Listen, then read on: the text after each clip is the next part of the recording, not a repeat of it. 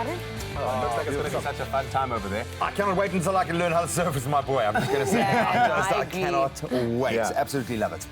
Carl is still over there at Muizenberg Beach. He's going to be connecting with us throughout the morning. But right now, we shift the focus over to something really amazing. Being the first in any industry is not an easy thing. There's so much pressure that comes with it. And especially if you are a woman in today's world, trailblazing and being first, it can be quite a load on your shoulders. Yeah, and you can feel that glass ceiling lowering itself lower and lower. But I think for one young lady, Kendra Pedro, it took years of persistence to break through that barrier in a very male-dominated world, in the world of shipbuilding.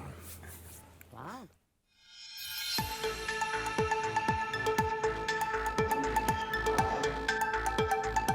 What ignited my passion for shipbuilding was my love for creativity. I've always been the creative type at a young age, and I've always loved working with my hands. So even when I was young, I used to do these little pilot projects at home, and that was my foundation. So from the creativity place I came from, I went into engineering and then finally into shipbuilding. So that is what it stems from. What I love about shipbuilding is the vastness of what you're exposed to. You're exposed to metalwork, you're exposed to woodwork, you're exposed to technical drawings as well. So you're always on your feet, you're always thinking of what the next job might require. It's never the same thing, it's never monotonous, it's always brain teasers that you are faced with.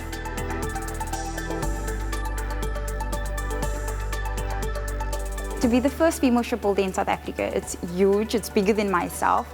I never expected to be the first. That is totally out of my range, but I'm humbled to be the first. I'm thankful to be the first, and I hope this opens many doors for others. It's just I'm in a place of norm. This is my normal state, to be hands-on and stuff like that. So for me, I never thought like it's something breaking barriers or pioneering into something new. I just thought it was the norm.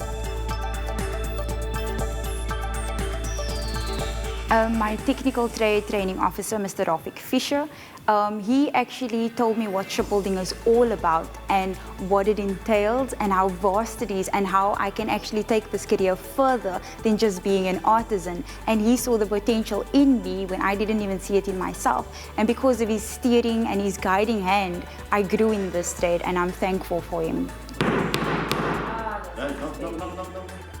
I could see when we started our training, she had a potential and a background. You know, the subject she did, she was into this environment of the mechanical side. So I thought she'd be good to train as that, because most of the time when they're 3 months down the line, we ask them again if they need to, what they want them to change the trade, and Kendra showed that she wanted to be there. So that's, I thought to myself, I'll motivate her to stay in the trade. She got the potential to be, because with the engineering background and the subject she did, showed that she could be in this environment. And that she did very well, because she was on par with everything I showed her in the beginning. And she decided she wanted to continue with being a shipbuilder. At that time, I never told her that she would be the first.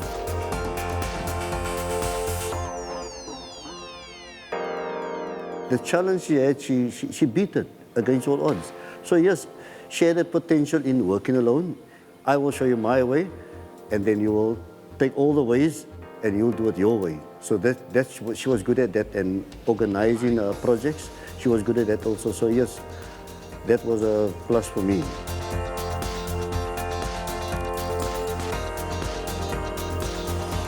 Some of the challenges I faced in this field had to do a lot with my stature and my strength as well, because I worked with older men who are more stronger and more experienced in what I am in this field.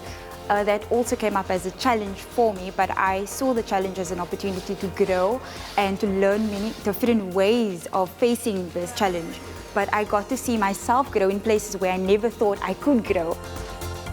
The advice I would give to young girls is to be open-minded, to always be open-minded, to be eager to learn, to have really, really tough skin, and to just be the best that they can be, not looking at themselves as females per se, but looking at themselves as a person wanting to pursue their passion and only fixing their eyes on their passion and not where their lack is.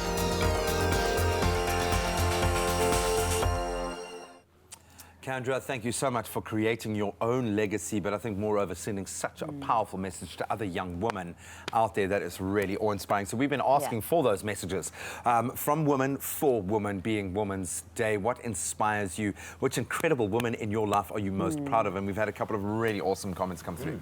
So the first one is from Fadela Eli Dilgi. A big shout out to the ladies at the Ron Bosch dialysis unit. Thanks for that's so caring. cool. You're amazing. That's very sweet. Rondies, well done, ladies.